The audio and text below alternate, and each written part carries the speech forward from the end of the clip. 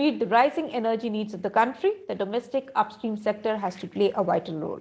In the last 5 years, the government has introduced transformational policies to spur investments in the exploration and production sector. To discuss the same, we have a panel of industry stalwarts to discuss digitalization, the next frontier for Indian E&P sector. I would like to welcome Sudheer Singh, editor, ETEnergyworld, the Economic Times, to moderate the discussion. Over to you, Sudheer.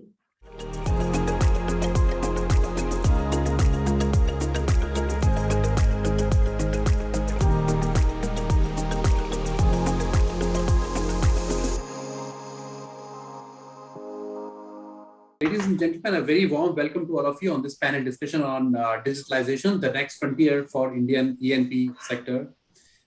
With a really eminent set of panelists that we have, a small panel, but very, very special guests we have today, including Mr. C. Laxma Reddy. He is the additional DG Exploration at DGH, the Directorate General of Hydrocarbons. Then we have Mr. R.K. Srivastava, Director Exploration at ONGC.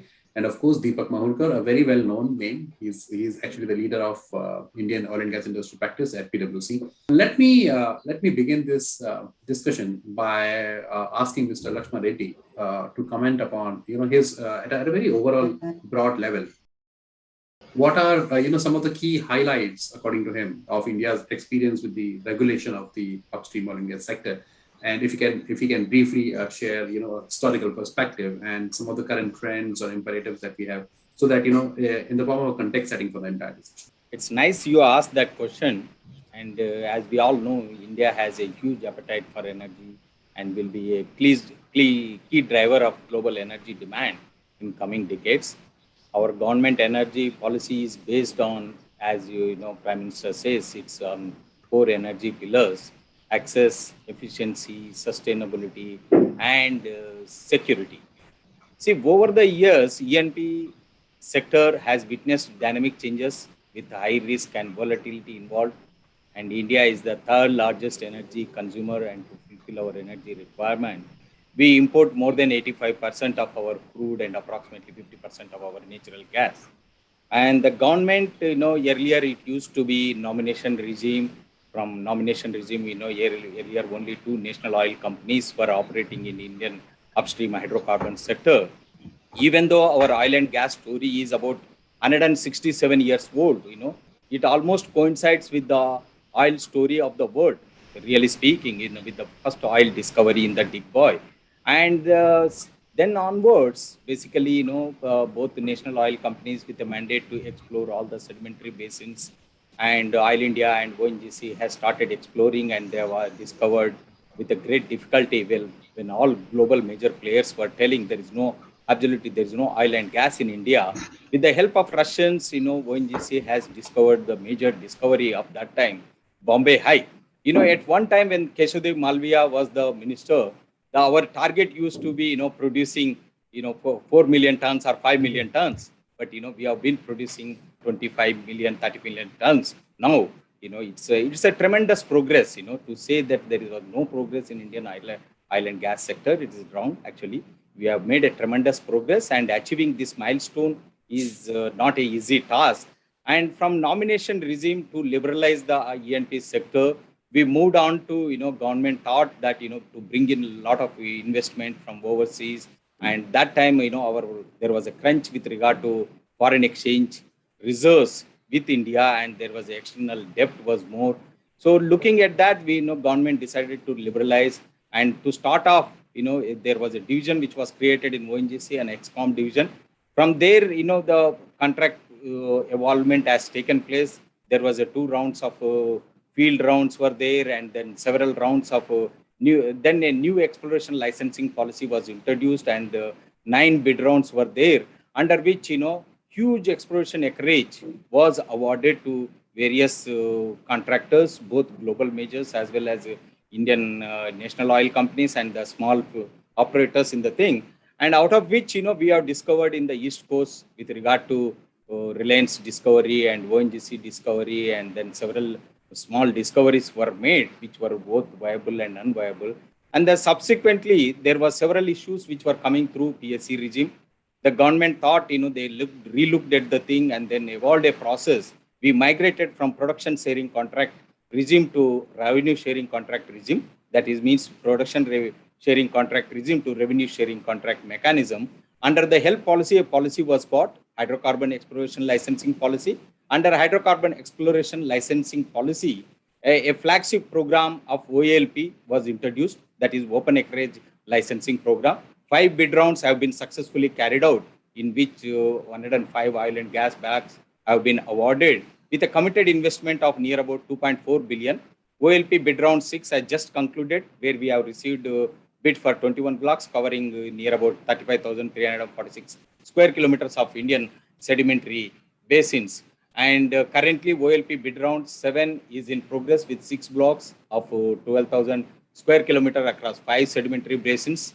And I take pride in sharing that there were 2 discovered small field bid rounds launched by the government, which are again under RSC regime, have been spectacular success, and 53 contract areas were awarded with an investment of near about 1.76 billion. DSF round 3 is in the launch and progress, and 32 contract areas. Here I have emphasized 32 contract areas, not the fields, are on offer, because looking at that, there may be a reservoir extension with regard to these fields. Unless until you apprise, you won't be able to make out. So adjacent areas were also included into these field round, and it has been called as a contract area. And these 32 contract areas comprise of 75 oil and gas discoveries. The discoveries have current estimate of hydrocarbon in place of 232 million metric tons of oil equivalent. Apart from this, we also had earlier coal bed methane blocks were awarded under various regions, and then now there is a special coal bed methane bid round is in progress, which is open for bidding, offering 15 CBM blocks in area of 8,500 square kilometer, and as a prognosticated CBM resource of 700 BCM. So these are the various areas where we are been looking and for the investment, and DGH has been playing a role of a facilitator rather than regulator, I would call. And investment of about USD 60 billion is planned to create gas infrastructure in 2024, in line to India's vision of becoming a gas-based economy.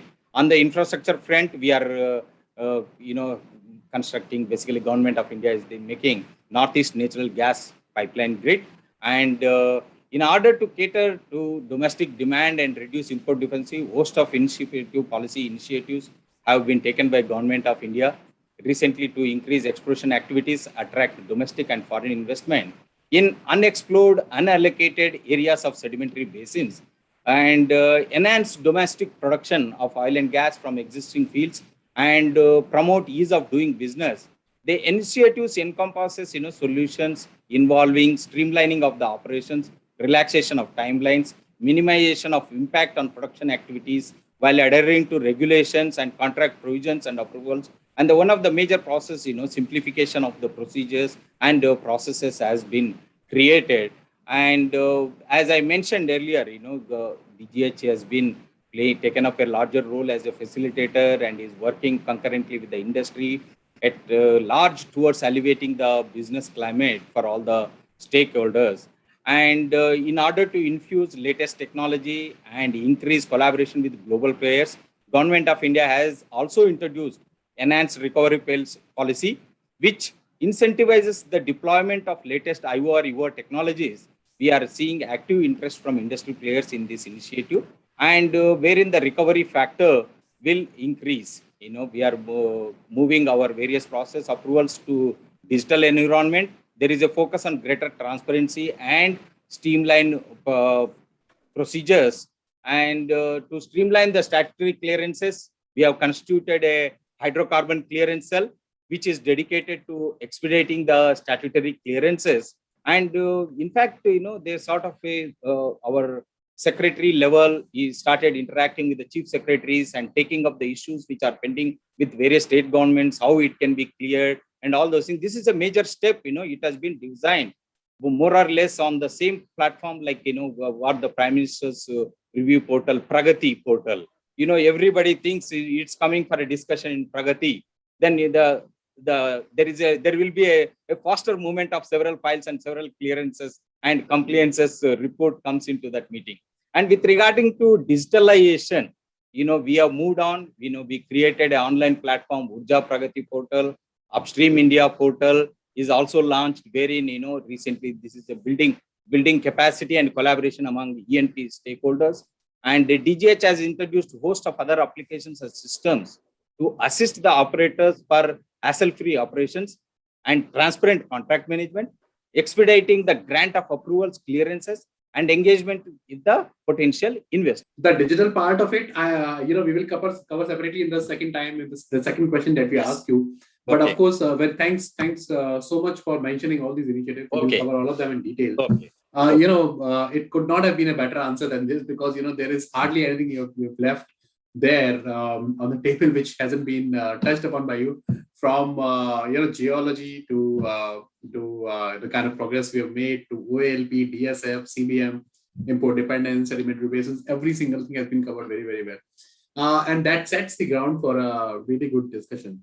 Let me turn to Mr. Srivastava here. And sir, you have looked at this industry for a long time. You are also, your office holds a very, very crucial, function to that extent that, we are, the nation is looking at ONGC currently, and it's the largest producer of oil and gas. And, there is a sense that there is an urgency to raise production, both oil and gas. Can you take us through the key steps being taken or key strategies being worked upon by ONGC to ensure that there's a healthy growth of production from its fleets? We know that the fields are aging and there's a lot of focus on EOR, etc. But looking into the future of E&P, right, from ONGC's perspective, which projects hold the maximum promise? Can you brief us on all of these things? Thanks, Sudheer. You have put the right questions across, which I believe everybody is looking towards ONGC to raise its production levels. So I will respond to this in two parts. First part would be related to enhancement of the production. As you said, fields are maturing, and then we'll have to do the best that we can do and look for all the possible solutions. So in that regard also, having understood, it cannot be a single point strategy, or it has to be multi-pronged approach. So what is happening, let us put it in this way. For production enhancement, from where this additional production would come? As you said, fields are maturing. Yes, so that's right, because we have to invest to even keep the production at the same level. We have to invest. So there are two components to this, and which are put in a very simple words like explore more to produce more. So this is for value creation to get realized in near-term future. Now coming to the present status, current status, I will talk about the future in a little bit after some time. So what is happening is, how do you produce? From where you produce? Number one, the reserves that you have in your hand.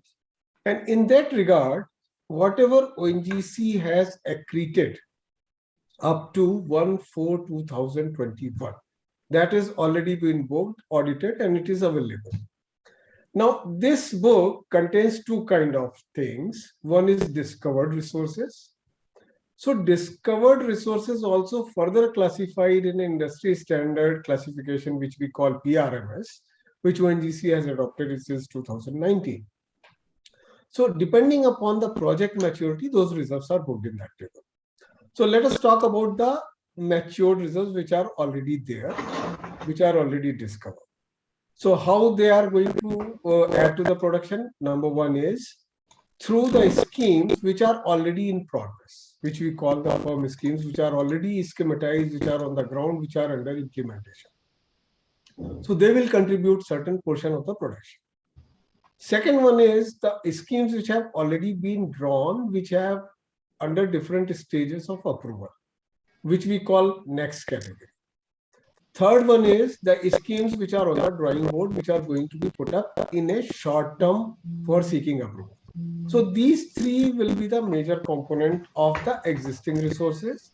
Then there are other category of resources or reserves which are constrained on account of either economic criteria or demand of technology or demand of some facilitation from the government.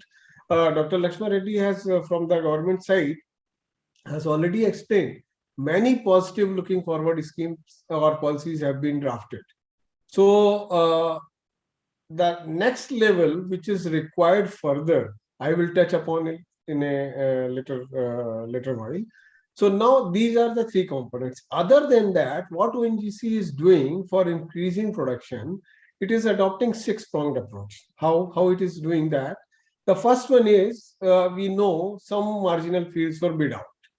So ONGC is further going ahead and moving on to the whatever were the remaining one which could not be taken up, additional value added to that, and some 43 fields which are going to be bid out as the marginal part.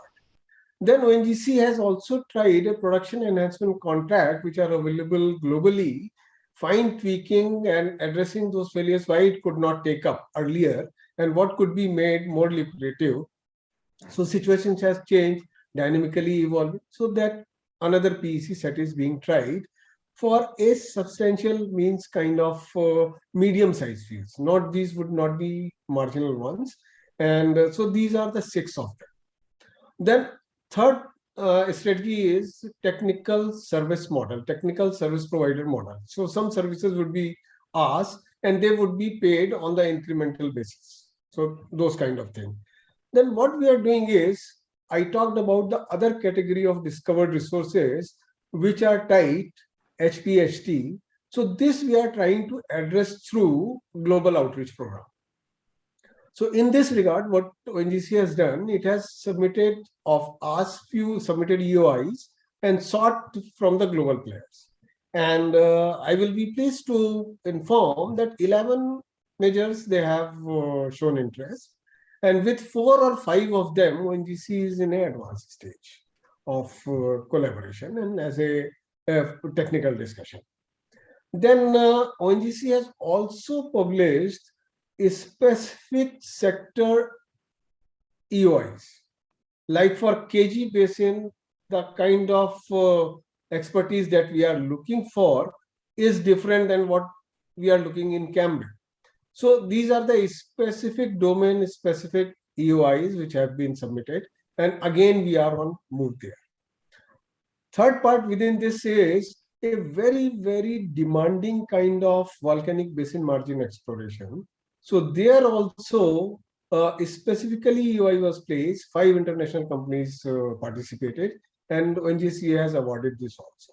So many things are being done simultaneously for enhancement of production.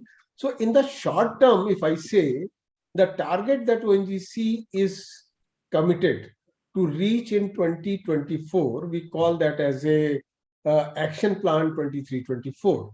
So in that, about 26 MMTOE of oil in 24 and about 32 BCM of gas is the production level that is being targeted in 23-24. So this is all in relation to enhancing the production. And I believe you will be asking me another question, then I will come on all the other digitalization and other issues which ONGC is looking for. Yes, I will be. But before that, let me just quickly ask a question on. So the target that you're talking about for 2024, 23-24, 26 and 32. What's the kind of in percentage increase terms as compared to where we are, let's say, last financial year? So it will. What's the kind of increase? It will be somewhere around, let me say, 20% roughly in terms of oil. Okay. And about 30% in terms of gas, because gas would be more. Okay, fine.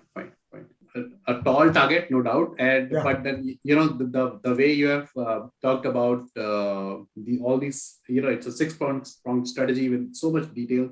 I want to believe, and it's very heartening to note that there is a very tight strategy. You can move forward only if you believe in that. That's no what doubt. you are going to try. No doubt, yes, and I'm completely with you on that. Let me turn to Deepak here. Deepak, your cam is switched off.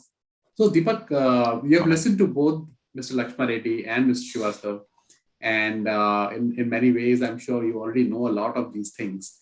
But then, yes, a lot of details have been shared. As an expert, somebody who has looked at the energy space for years, what is your assessment of the stage of growth that India is at when it comes to the oil and gas industry, particularly the E&P segment? And do you think we are doing the right things from a policy point of view, from a technology point of view, or even from a regulation point of view, to create a modern and sustainable, E&P sector that is growing at a high pace? What areas, according to you, require more attention? So three things. Where do we stand currently? Are we doing the right things? And what more do we need to do? Let me explain the exploration production sector from a little broader lens. Okay. I think both of our panelists have given a very nice insight into what's currently on and how it will succeed. India being a very prominent energy consumer in the world, it attracts significant attention of the world in terms of consumption of energy. In fact, there are many of energy producers who continue to have India on their map of export of energy to India, because we significantly depend on import of energy. So any time of any of the economic years that I have seen in the last 30 decades, we have never had a better time to think about reducing those imports. And the government of India has planned to continue to put in efforts to reduce imports of energy in the form of oil and gas, and also coal, is at any given time very well placed. It helps in many, many ways. The least being from the economic standpoint, that we reduce our import bills, and it helps our trade balance. And then it also helps on our stability of rupee to dollar denominations. So that is the least. There are a lot of other benefits of having reduction in import of oil and gas. So just look at it from that context. Exploration production, doing every inch of work, is extremely important from India's economy and energy economy perspective. The second, as we go along, Sudheer, it's going to be furthermore prominently important, and sometimes it is not intuitive, because the world is all driving towards decarbonization. Many of the multilateral, bilateral, and some of the government funds have stopped funding exploration production activities, not only for India, but even for other countries. It becomes slightly counterintuitive to think as to why in such circumstances also will exploration production in India be important. Let's take an example of the announcement made in the recent COP26 of India going 50% renewable energy by 2030, just another 8 years. From an exploration production industry context, 8 years is nothing. So under that circumstance, if India is significantly enhancing renewable energy infusion, which prominently is going to come from wind and solar, which are only seasonal part of the day, part of the month, and part of the year, which means that these sources will pump electricity and there will be dry times where they don't pump. Our Indian electricity grid and Indian power sourcing mechanisms are not built for these kind of variations over the day, over the week, over the month. We need to fill the gaps between non-sourcing of solar power in the daytime, or whenever there is no wind in seasons through wind power, which essentially means that with very little notice, at times with no notice, the whole of the power generation capacity can come down, and at no notice can it go up. Both are there. Good notice, not a very good notice. In these such circumstances, we call the conventional power plants as back-off power plants, where it should be able to switch off and importantly switch on at the will and the wish of, I would say, the weather god. And we need to be preparing resilient grids and energy systems for this. Power systems developed on coal do not inherently technically have the capability to do so. These plants take anything between few hours to tens of hours to even come online. When do they start? We cannot afford to keep them on hot standby at any given time. Therefore, a very well-known fact is that gas-based power plants are the epitome of solution at any given time.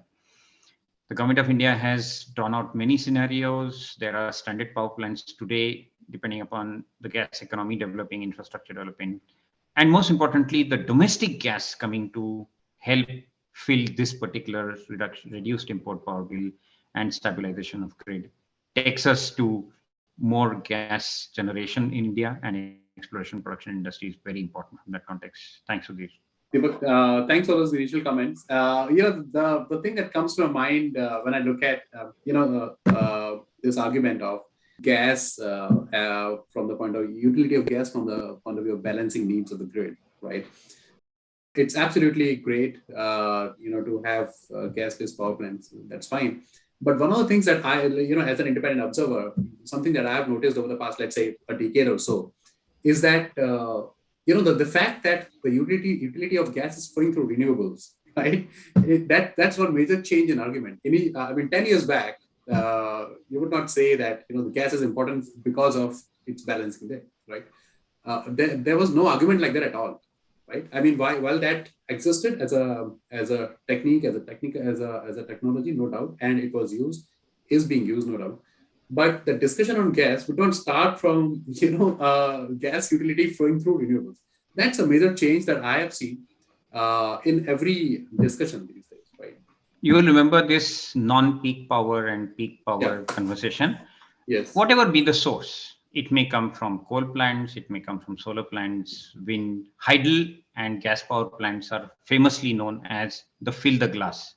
Yeah, you need so much of energy, so much of it is available, quickly bring it in, fill the glass and serve it to others. From that context, the importance of gas-based power plants was talked of even in earlier days, especially from peak power requirement perspective. See, India... No, even hydro. Even hydro, you're right. India is and will continue to be dependent on imported coal sources. Yeah, Deepak, I'm not denying that. What I'm saying is that the kind of emphasis we have on that today. Context has changed. Additional context has come. Additional context has come. It's huge. But anyway, thanks for a great comment, Deepak. Let me come back to Mr. Reddy here. And you have been smiling, looking at hearing those comments. What I want to ask you is, can you talk about some of the top, let's say, 3 or 4 steps or initiatives being taken by the Office of the DGH currently to give the necessary boost that is required for the E&P sector? You have touched upon it initially in the first part of your argument, of your comment. So if you can, maybe share the top ones slightly more in detail so that we can have a better understanding of what exactly is happening and how is digitalization in the middle of all of that playing a role in effective rollout of these initiatives, things that were not there earlier but are happening now because digitalization or technology has made it possible. See, the government made concerted efforts to improve prospectivity perception and enhance domestic production of oil and gas. Several steps have been taken, and India has huge untapped hydrocarbon potential in upstream sector. That's about discovered value after geological risking is about 29.792 billion tons of oil equivalent. 29,792 million tons of oil equivalent, and it has 26 sedimentary basins covering an area of 3.36 million square kilometers. What are the, there were several flagship programs were launched by the central government. That is, we thought, increase the prospectivity perception. National data repository was created, and then 2 flagship programs of hydrocarbon resource reassessment project was taken up, wherein, world-renowned geochemists were roped in to understand the models and then establish the results. There are certain corners where the people are expressing the doubt. Obviously, whenever resource estimation is made, it is made with certain available figures as well as certain assumptions. We do not have the complete data for all the sedimentary basins. It has to be based on analogy drawn from for the sedimentary basins world over. So there could be discrepancy. Any estimation which you make is also there is a discrepancy, or there is a certain amount of uncertainty involved in the estimation. That's why it's called estimation. It is not the firm figures, And then to apprise the remaining parts of the sedimentary basins, Government of India has launched a program, National Seismic Program, wherein, so far national oil companies have not gone some of the frontier basins and some of the sedimentary basins which were uncovered.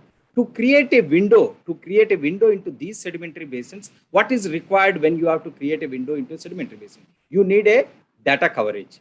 Through data only you can look into the sedimentary basins. That is where interest gets generated with the potential investors, whether the global or domestic. then once you look into the data, what an individual visualizes into the sedimentary basins with the technology input, with advanced technology available with the global major players, same data can be viewed and interpreted in a different way. What looks like is not interesting to you, it might be interesting to somebody. Though basically the nature's prediction is quite a complex one. What you visualize, say for example, so much of oxygen is there in the atmosphere, but still we could face the oxygen shortage when in the COVID situation. It doesn't mean that there is no oxygen exists in the atmosphere. You need to extract that oxygen and then make it available for the people. Similarly, hydrocarbon resources are there. Only we need to find out where exactly the locales, where the accumulation has taken place. So towards this direction only, to have a ballpark estimates, what should be the investment magnitude which is required to monetize these hydrocarbon resources. We keep saying you have vast tracts of the sedimentary basins. To these two flagship programs, Government of India has launched with the funds from the Government of India, both hydrocarbon resource reassessment and national seismic program. These two were executed by our national oil companies only, basically ONGC and Oil India. They have very efficiently and effectively assessed these things and brought out certain figures. And whenever any work is done, it is always shown. These are the, making a first draft is difficult. Finding a mistakes in the draft is quite easy. Similar to that, these programs also at the same time invites the praise, invites the criticism.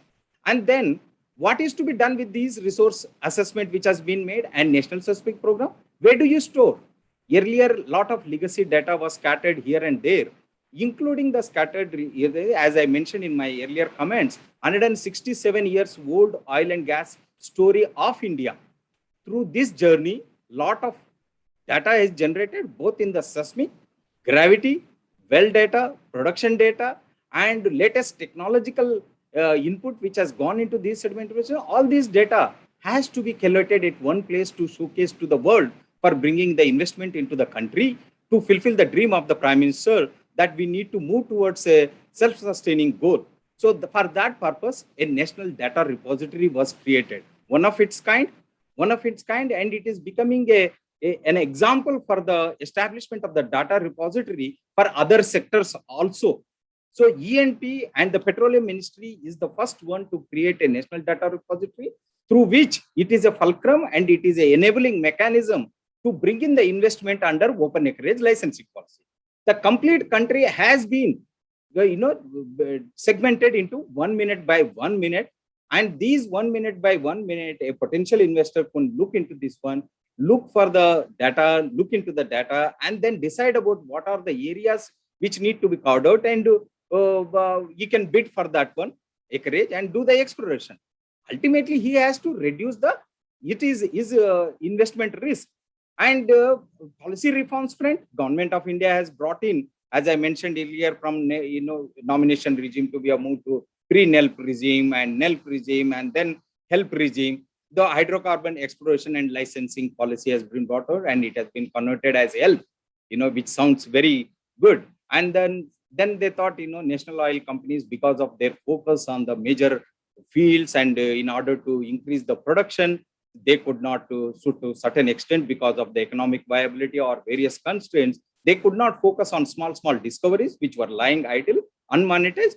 And then the government thought it is wise thing that, we can create an ecosystem for E&P industry. These small fields have been offered for technology infusion as well as the investment, so that a small investor or medium-sized investor can come in and invest, monetize these fields. It doesn't mean that national oil companies were not able to monetize these things and all. It is because the focus was on a bigger scenario. For country needs oil and gas production. The focus was more producing from the oil and gas from the major fields. The smaller fields has been kept maybe in a cluster form. They would have developed in a sequential manner. But yes, the government also thought to bring it into monetization form early. A DSF rounds were announced, and first round, second round was announced, and some of the success stories are there in DSF first and 2 rounds, and 3rd round is in the progress. And similarly, the government also told national oil companies to bring in the production advancement contracts. What exactly it is? Maybe through technology investment, maybe through technology partners, or financial investors, bring in both money power as well as the technological power, bring in that incremental delta volume of the oil and gas, which is there, which is over and above the base profile, through which these investors can gain certain percentage of that enhanced production. So, and then as far as the recovery factor and enhancing the production from the mature fields is concerned, Government of India also bought IOR, EOR policy, wherein certain waiver on cess and royalty has been indicated. So basically, for example, I will tell you with regard to National Data Repository, geoscientific data initiatives, it is also, I will say, a digital transformation. As I mentioned earlier, National Data Repository has been established, which centralized repository of geoscientific data, mind-boggling seismic data, that is 2.603 million line kilometer of 2D seismic data is there, 0.897 million square kilometers of 3D seismic data is there, and we are in the process of evergreening the data as well as acquiring the new data. After a long time, Andaman area has been opened up, seismic survey is going on, the seismic volume will come in, which is also adjacent to the petroliferous basins of the other parts of the Southeast Asia, which will be a game changer for India if you find a major discovery both in the East Coast as well as Andamans. So various, best of the physical terms available in the world has been brought in to bring in the more and more oil and gas. What are the challenges which are faced by the E&P industry? Basically, oil price volatility, high uncertainty on revenue side for all the operators, and maturing fields, higher investments and operational costs are more in these maturing fields. And the carbon environmental footprint, increased competition from the alternate cleaner fuels, and then workforce limitation. Of late, skill development is a big thing, and this skill gap is going to be there. Basically with all talk of net zero future and all, the people getting attracted to oil and gas industry, we always think it is the technology and other aspects are the major enablers for this one, but the skill development is a major force which will make a lot of change. In fact, whatever the manpower which is there, and our HR policies should be in such a way that skill development has to take place. What any individual going to do with the skill development? Ultimately, that skill development which he acquires has to put into these fields to enhance the production and to bring in the advantage to the company. So that factor somehow has taken a backseat. That has to be brought in again. The geoscientists or the drilling engineers or the production engineers have to be given a successive skill development programs, globally available institutions, and the best of the technologies have to be brought in, how it can be effectively implemented into the fields to bring in these things. And what it takes to succeed, undertake an extensive, what it takes to succeed in E&P industry, undertake extensive data acquisition and adopt advanced processing and interpretation techniques, and deploy latest E&P technologies and embrace organization-wide digitalization, and implement robust risk assessment and mitigation frameworks and models, develop capabilities and strengths. So these are the initiatives. There are a lot of digital initiatives which has to be taken across upstream sector, both in exploration, drilling, reservoir and production, and including the supply chain transportation mechanism and other areas also, the various areas where the digitalization has to be brought in. That is where the advantages of these digitalizations have to be taken care. In exploration, there could be 50 to 60% reduction in data interpretation, time and cost. In field development, up to 70% reduction in engineering hours. And drilling, 20 to 30% fast well delivery and more productive wells can come in. And even in operations and other production areas also, these digitalization, innovation and implementation will bring in lot of data. And with regard to digitalization, as far as the DGH is concerned, we created through a digital platform an easy access to quality data through NDR, which I was emphasizing. What are these key features? Ease of access and integrated with GIS browser. And we have created a virtual data room for DSF third round and seamless data exchange, both transfer. We are in the process of upgradation of NDR, and so that, anybody sitting in Houston also can look into the data on a cloud platform And we will also make them available some of the interpretation softwares wherein, data can be taken from the server of India and the interpretation software, look into the thing and decide sitting in Houston. Not only a team need not to travel to India. So such type of visualization we are thinking of in the process of upgradation. As of now, it is not there. And then cutting edge technology has to be brought in and high quality data. As of now also, with regard to various processes in DGH, we have a clearance mechanism. For example, for oil sector, we issue a essentiality certificate because, as you all know, equipment which has been brought into oil and gas operations purpose is exempted from the customs. I enable that mechanism and to gain the benefit of that, a certification is required from DGH. And we created an online portal called ECMS application portal, that is Essentiality Certificate Management System, through which you can apply online and digital certificate will be sent to the operator.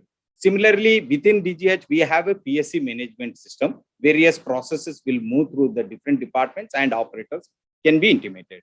And we have an online PEL, PML application system.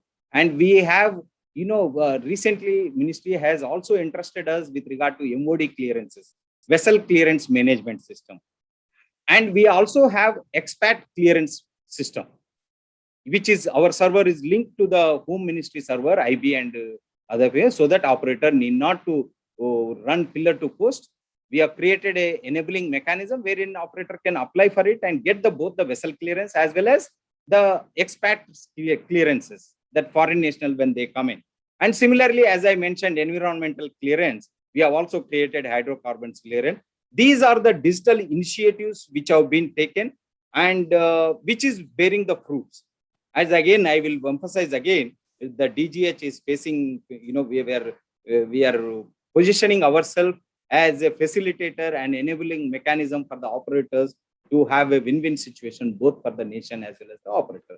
Thank you. Okay. Thank you, sir. Thank you. And absolutely great comments. And I can see that, there is so much passion in, and belief in what you're saying. Yes. My key takeaway is, of course, the focus on data and the use of data for, going forward. And the ways in which data can play a role is huge, right? It's very often undermined in things like this. The other is the focus on small fields, which were not, that focus was perhaps not there earlier, but now that focus is there, and we are really, really hopeful about that. The most important thing that you said was about skills, and I really, really a great believer in the fact that if you upgrade skills properly, there's a lot of change that can happen that becomes possible immediately. And there's no doubt of skills we need to focus more on. Just need to focus more there.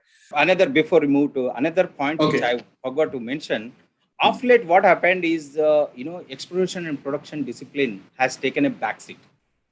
Okay. Because of, our corporate governance policies, ultimately the people from the other disciplines, they come to get engaged, they join, they switch the organizations, they grow faster, then the leadership position goes into the non-core areas. Okay. That is also an area of concern, actually, really speaking. Okay. It is something like, in army, you have to make a general, it has to be from armored corps or infantry. It cannot be from other corps. A similar mechanism has to be taken care. Okay. In the upstream industries also. Okay. And that is a major focus one, which is also, both every sector, every arm of the government has to take care, and every arm of the government has to take care of this aspect, as well as even in the succession planning in the upstream industry, these need to be taken care. Yes. This is what is my thing. And I completely, agree that there is a need for a larger debate and discussion on this point. Yes, it is definitely already a larger point of debate, no doubt. But then, yes, let's hope that discussion moves in the right direction. Yes. Mr. Srivastava, turning to you very quickly. I know you have to leave at 4. And I have to ask you one or two very important questions. First of all, for example, can you brief us on, what are the ways digitalization can be used as a tool? We just heard Mr. Reddy talk about a lot of important things that DGH is doing.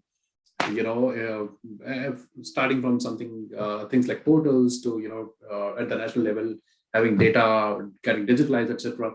What are the ways digitalization can be used as a tool or a solution by a company like ONGC to tackle the issues of managing output from aging fields, for example, right?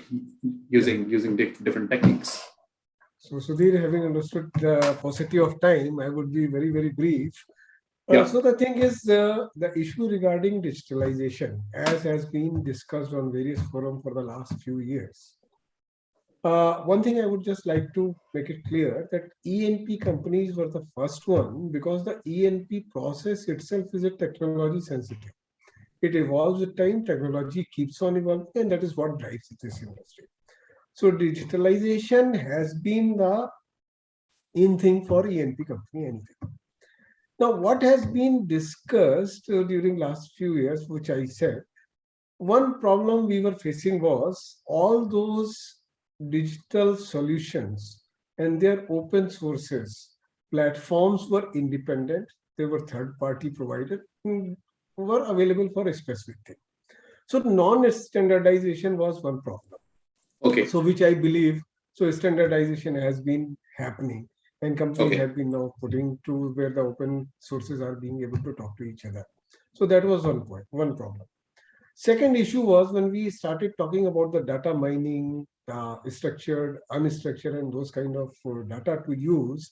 So from the data mining perspective, in fact, people were trying to create data lake, but frankly, it was becoming data swamps because nobody was knowing what is to be looked for. The value that was being derived was infinitely small. So that was the second problem. And third one was the AI-based solutions. So few companies in E&P started, I believe, we have ourselves have worked on one or two softwares which were using the power of AI as far back as in 2002. So now moving on to that, we all know what has been promised by use of these. Efficiency will go up by so much percentage, cost will come down by so much percentage. Having understood that, so ONGC is also moving in a very, very big way on digitalization. First one is for the core sector, it is bringing in an in-premise cloud and thin clients so that the thing that we experience where our servers, people were not able to work from home during this kind of pandemic on high-end processing solutions like interpretation and processing of terabytes kind of seismic data. So cloud has become a necessity. So everybody is moving on to that. So ONGC has drawn up a clear-cut program. Phase 1 is going to be implemented very soon. Second part is specific area-based solutions which are AI-based. And there I would just like to say a few technologies ONGC has already inducted. We have a process of inducting these things through a technology induction board, which is consists of the directors, and then the appropriate technology is inducted through that. So one is on the domain of seismic processing as well as interpretation, and another is on the domain of reservoir characterization and production optimization. That is a physics-based solution. It takes in certain data and it generates a number of scenarios, which is AI-based.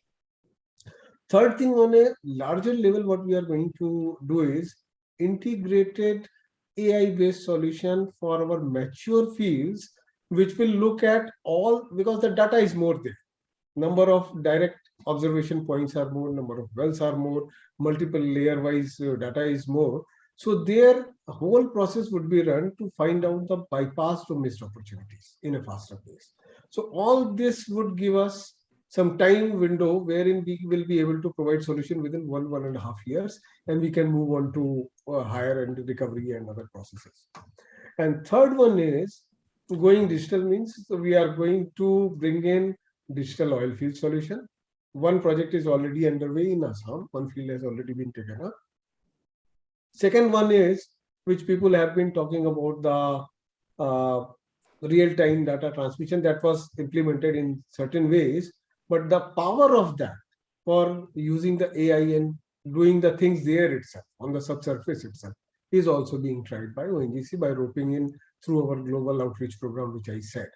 And I would also like to bring in this optimism, taking what Mr. Deepak was talking about, decarbonization and other things. He was also mentioning about round-the-clock ensured supplies. So that is the thing that is bothering the industry. Yes, you have to have a round-the-clock supply is available. And in that regard, let me say, OPEC output, while this has predicted and has given another prediction for India, for oil and gas percentage usage will increase from 30% to 38% by 2040. And all this global players, if you look at the last 10 years data, where they have been putting their money. If you look at the IHS sources, most of the thing was going in for re-exploration in mature. Okay. Deep water was the another segment. And third part was going for the new areas. And like Arctic was opening up. So now in Indian context, the opening up areas are 14 sedimentary basins which are going to be opened up. 5 of them have already been prioritized by ONGC. We have discussed in a strategy meet conducted at various forums with ministry. So we are moving on faster, very, very fast on those 5 ones. And then re-exploration is again, look for something which has not been discovered in mature basins. Consolidate the finds in second kind of basin where the discoveries have been made. Now you have to move it faster and consolidate them. And third, open the new areas. So these 3 elements coupled with the strategy which I talked in response to my first one, coupled with digitalization initiatives, I think we are poised at a time where we can say with certainty, yes, we are moving at a faster pace, expanding our exploration horizons and trying to reach to the target which I discussed to reach to that 24 level. So that is what the ONGC is. Would you also want to expand upon this idea of talked about expansion of horizons as far as E&P is concerned. So looking at E&P as a growth or a value creator, right? How can we have growth in those old exploration areas? Would you want to take up that, or should we? Yeah, just I will touch upon in a briefly, which we can expound at any other point of discussion. What has been happening is people must realize exploration is a value creator. Whatever you discover can only be produced. Whatever has not been discovered cannot be produced. And some time back, there is general talk about no major discoveries. So I don't ascribe to that.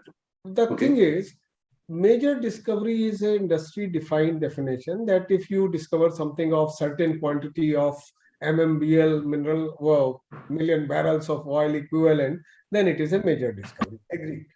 Now, you also have to look upon the consolidation effort and the resultant accretion out of that. All the major fields which have been discovered, which we are talking about last 20 years or so, had started with humble beginnings. Let us say for Bombay High.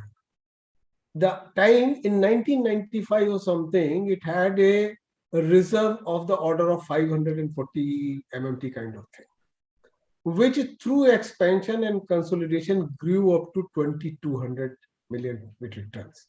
And it is that, so we did not give new names to those ones. We simply added it on the field and booked it in our as a Mumbai High. So otherwise we could have also called them Mumbai High East, Mumbai High West, Mumbai High North South, or Mumbai High Northwest. But it all got included and it is a number of fields. Another pointer that I would like to give you was in 95 or late 95, we had reserves of the order of about 1100 MMTU, which were to be produced. Since then, to this date, we have produced around 1400 million. And we still have 1100 million tons to take care of another 15 years.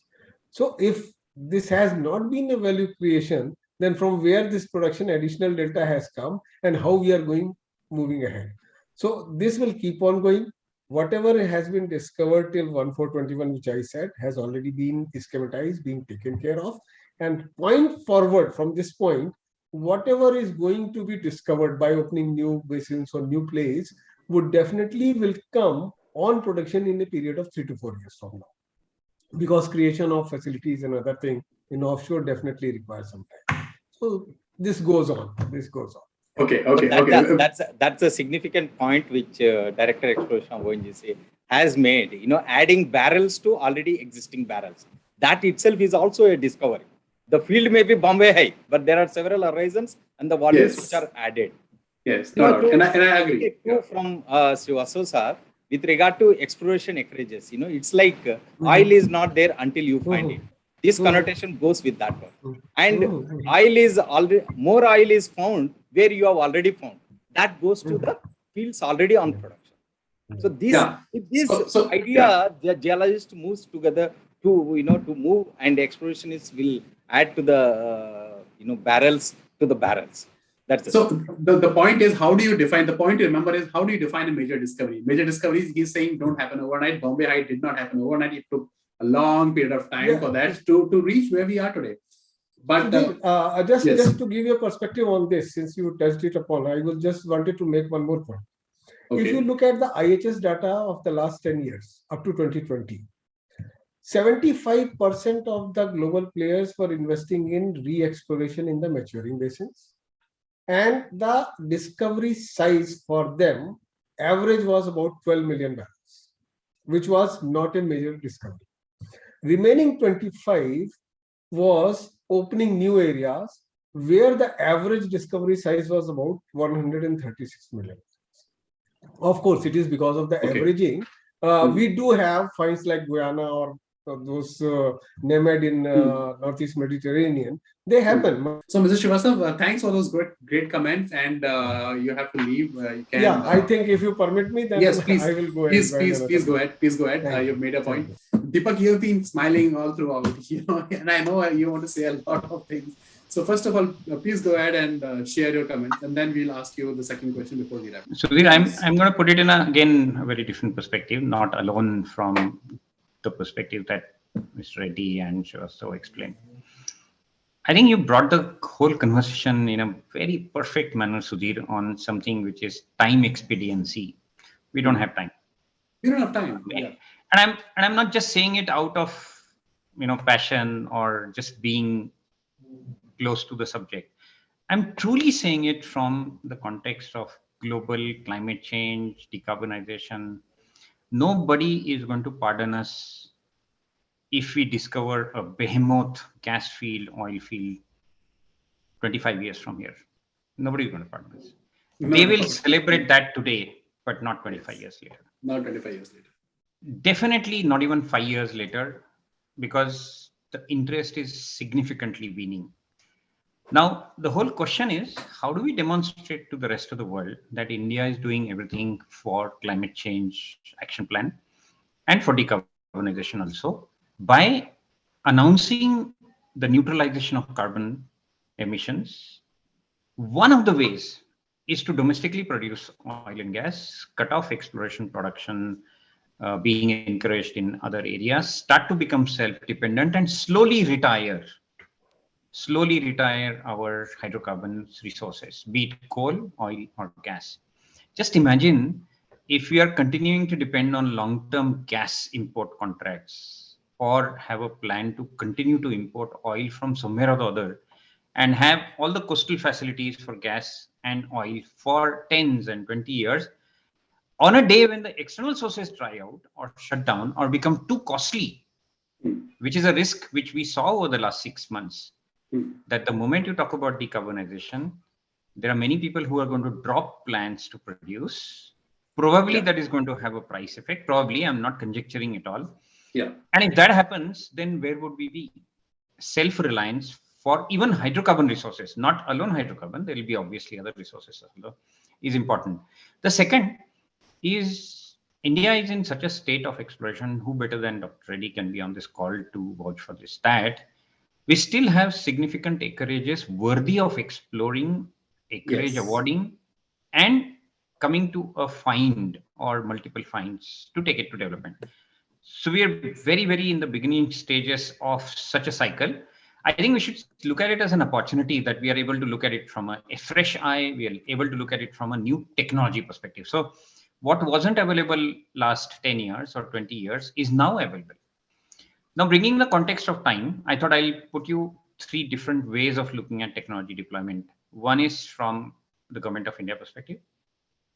The second is from general oil and gas companies, which is international oil companies, private oil companies, other national oil companies who will or are invested in India. And the third is our own national oil company. I'll take it in this sequence. I'll do it quick. First and foremost, technology deployment for exploration production sector by the government of India is so immensely important now. Believe me, it wasn't necessary in the earlier years. We do not want, including the intent of government of India, is any delays in approvals. If something is to be approved, it will be approved instantaneously. If it is something which is to be disapproved, it is supposed to be done in. We do not want to spend time in files, applications, people coming to DGH, Ministry of Petroleum, trying to follow up things, taking clearances of different nature. I, as a energy activist and exploration production industry person, I'm looking forward to significant augmentation to Dr. Reddy's voucher in terms of deployment of technology for regulatory and governmental governance functions. We want to see a platform inside DGH and Ministry of Petroleum which does not need any manual visits to DGH offices, does not need any paper document to be sent across. Everything is able to be uploaded. The processes are completely known. And unfortunately, the Office of DGH and Office of Ministry of Petroleum Exploration has become more difficult because we have variety of contracts. We don't just have nomination PSCs. Now we have variety of different contracts, different terms. So if an approval request comes for anything in a contract from a company who's exploring or developing or producing, have to be seen from that contract slide, and that variance needs to be built into the organization. People's response time, the guidelines for approvals, etc., are done. So this documentation, this approval, this governance process, in addition to what Dr. Reddy mentioned about monitoring, what's happening in fields, what assistance do they need, what further activity they need to put on. So this is what technology deployment in government and DGH function is necessary. This kind of a technology is absolutely available, and that needs to be incorporated into the system to make sure that ease of doing business for exploration production companies goes to the peak. Second is essentially from the oil companies, be it national oil companies or international oil companies. The technology adoption is necessary. It is in oil field data processing. It is in operations and maintenance of platforms and onshore fields. It is also in terms of dissemination, storage, and contracting of crude oil and gas. All of this, that ecosystem is available in India. We have significant technology suppliers available. I don't think the technology is lagging behind exploration production sector, although E&P sector is one of the best and the foremost who could deploy technology in past. Our embracing technology is important. There is obviously a tag attached to it of cost and time, which is what oil companies would do. More importantly, in operations and maintenance, we want to get the drop of oil and bubbler gas as early as possible off the earth. Third, I'll now mention about national oil company, ONGC. It is one significantly large company who we all continue to look up to excel its performances. The kind of structure that organization has, the kind of data flow that happens to that organization, the kind of variety of fields that they maintain itself is not possible unless technology is deployed at the speed that we want. So I thought I'll rest my case there to say that the play of technology for different players in this ecosystem is very different. Okay, yeah, thank you. Thanks, Deepak, and thanks for a great comment again. Mr. Reddy, if you have nothing more to add, should we drop? No, I know. Deepak was telling an ideal situation for DGH. Yes, we all strive to be in an ideal situation. Basically, we are all striving for that. What is thinking, what should be the DGH procedure. Nobody should walk in, nobody should do. Everything can be done online. It's an ideal situation. Yes, we are all moving towards that direction. But still, a human, when you have everything on a digital and faceless thing, you also want to interact. We day to day face the issues with regard to credit cards or some other thing. We feel we have lost the touch. Still we would like to call center and then talk to the thing. Similarly, the digital initiatives across upstream sector with respect to exploration, seismic data management, accurate seismic data interpretation. What is the technology enabling which is required? Basically an integrated geo cloud or maybe a cognitive, artificial intelligence. Similarly, in drilling, optimization of rig movement, failure prediction, real-time monitoring. What do you require in the technology? A rig scheduler, maybe Internet of Things and artificial intelligence and automation, and integrated data management platform which you need. When it comes to reservoir and production, basically is the reservoir data management and recovery maximization and the data analytics, for which the technologies which can be deployed is maybe cognitive artificial intelligence and reservoir physics and machine language and integrated data management platform. And with regard to other aspects of supply chain and transportation, inventory optimization, pipeline management, logistic network optimization, what do you need? RFID stock management. You just scan a barcode and then you find out whether the stock is available or not. Or SCADA, DCS, or leak detection system. And similarly, in the plant operations and maintenance, what do you need? Actually, predictive maintenance, real-time monitoring, data-driven maintenance scheduling, which again, artificial intelligence and Internet of Things, automation, machine language, and enterprise-wise, ERP solutions will play a role. Similarly, in the HSC area, where the manpower and vehicle tracking, structure inspection, what is required? Visual analytics and IoT-enabled, maybe ROVs or robots or something like that is required. So all these are all, digital transformation has to evolve and emerge as a key enabler for building resilience across all business areas of E&P companies, which exactly is required. Yes, we all would like to move a faceless mechanism, but then at the end, we also feel again, get connected to the people after virtually attending these conferences and discussion. You feel like, the other day I went to the ADIPEC, the huge rush was there. Probably for 2 years, people could not move. Maybe one of the mega event, which is happening after a COVID time, complete Middle East oil companies and the global oil companies have come together there. And again, it was like a meeting after a long gap of period, we call it as hiatus in geological time scale or the unconfirmed. That's the thing, we strive to be there actually, that's where the E&P mechanism. And with regard to India, the demand is going to exponentially increases. Yes, renewables will play a role, but our oil and gas demand remains to be the same, maybe slightly it will increase also. And what eats into what eats a renewable thing which comes in, like as of now, we might be having, I think Deepak knows better, more than 29 gigawatt or 30 gigawatt of renewable energy installation in India. That is playing a major role already. But even increase, that will eat into basically the demand growth which takes place in India. Rural mobility, other areas where the personal mobility is very less in India, if you look into the thing. So the oil is going to be in demand and in need, and we need our E&P industry grow in India. It is not, E&P industry is not going to go. And this is the time E&P industry need to invest in India. Globally, you may not be. The perception of the financial institutions not investing in E&P will create a demand supply, disruption basically. And I foresee a future where oil might go to $200 per barrel. That's the thing. So basically E&P investment is a must, and we need to look into explore all our sedimentary basins. I am sure we will have a big discovery in East Coast or Andaman area. Or maybe you find more oil in already existing fields. Okay. Thank you. Okay. Great comment, sir. And I'm so thrilled to look at that passion. Like what Deepak was saying, that we still have, it's a fact that we still have a lot of really good quality, areas there which are left to be tapped into. No doubt. What a wonderful discussion, and I really wish we had more time to take it further. There are many important key takeaways for me. Dr. Reddy was talking about the future lies in data, small fields, skill sets, etc. Very relevant point.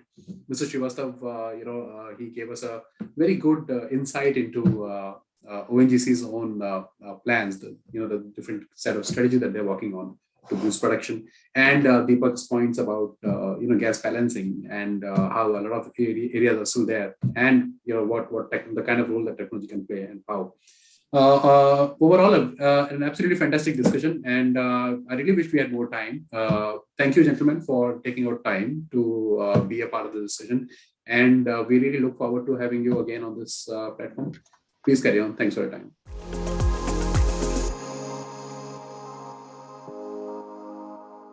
Thank you everyone for imparting some valuable information with us. Truly a very interesting discussion. Now we'll proceed to the next session. Stay tuned.